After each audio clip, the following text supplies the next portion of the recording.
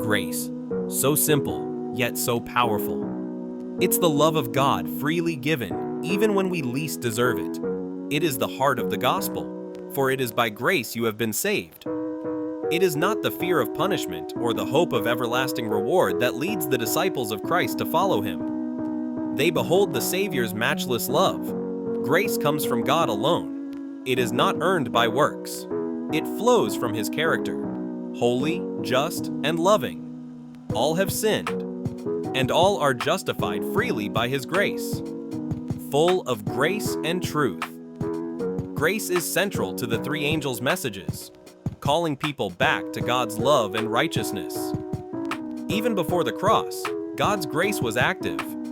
He forgave, guided, and rescued over and over again. But Noah found grace in the eyes of the Lord gracious and compassionate. When Jesus came, grace took on a face. He touched the untouchable, forgave the unforgivable, and loved the unlovable. The sinful woman anointed Jesus' feet. Neither do I condemn you. We don't earn God's love, yet some try to follow rules to gain salvation. The truth? Obedience is a result of grace, not a condition of it.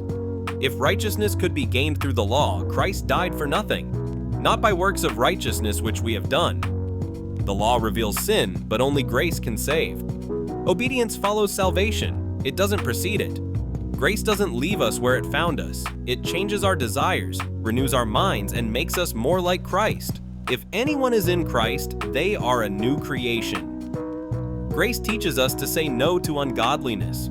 We are called to extend grace to others. As we have been forgiven, we must forgive. As we've been loved, we must love. Forgive as the Lord forgave you. Accept one another, just as Christ accepted you. Even when we mess up, grace invites us back. Peter denied Christ, but grace called him again. You are never too far gone. He delights in mercy.